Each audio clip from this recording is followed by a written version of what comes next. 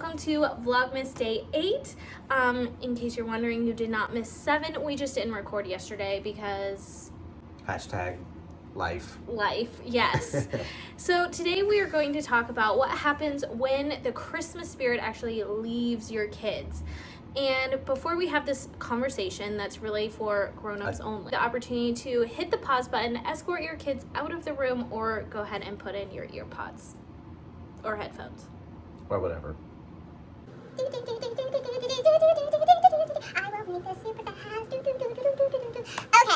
Okay. The kids realize Sinterklaas may not be who they thought. Right. You lied to me. Because eventually, about the ages of 9, 10, 11, 12, they start putting together all the clues of who really is Santa and is this real? Yep. And we have a really great frame of reference to share with you that actually I keep on my phone in my notes because I'm in so many dad groups and this question comes up so many times. How do we deal with this? I'm scared, I'm afraid. Is Santa really real? And then now with Elf on the Shelf, the question is also, are the elves real? So this is actually advice and insight coming from Leslie Rush, who wrote this for About.com back in 2006. And it really is the idea of Christmas is a spirit and an attitude of giving, and Santa Claus represents that Christmas spirit, that giving spirit. So what you want to do is imagine the story of Santa Claus, and you are bringing your kids on the other side of the veil where they now get to become Santa Claus to other people. And it's the idea that you become the Christmas spirit. Christmas is about giving, it's not about receiving, right? And that's maturity. Because when you're a kid, and as you get older, you realize, no, the fun is in giving to other people, lighting other people up. So we're gonna invite your kids to join you on that side of the equation.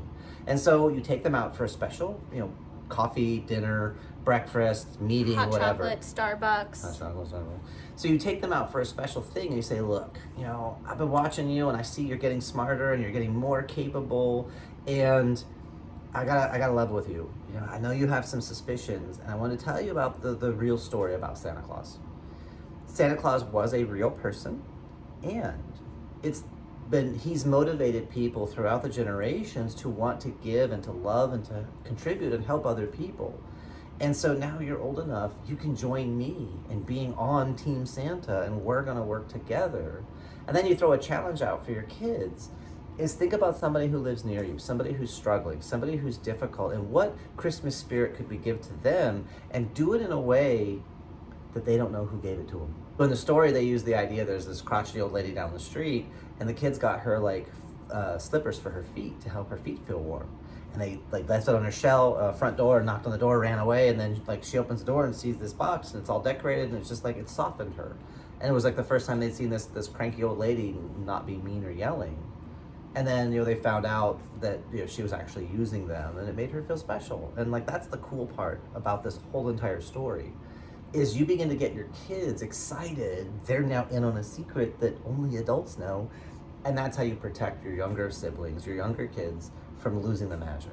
But maybe you do have an elf on the shelf, and maybe you can get the older kids involved to keep moving the elf every day, because I know that there are a bunch of moms out there who wake up, start drinking their coffee, and realize, I didn't move the elf today. So getting the big kids in on it is super, super helpful. If your kids are still super, super suspicious, but they're still young enough, you don't want to have this conversation, what should they do?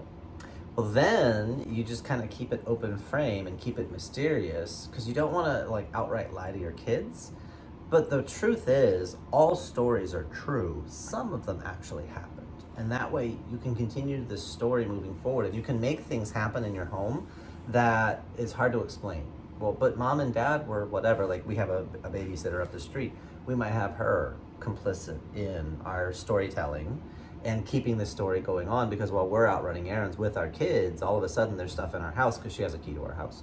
So all of a sudden there's gifts under the tree. And how did that happen? Because we were out with you. I don't know how that happened. That's right. Crazy. Or getting other members of the family. Maybe it's not a babysitter. Maybe it's grandma and grandpa.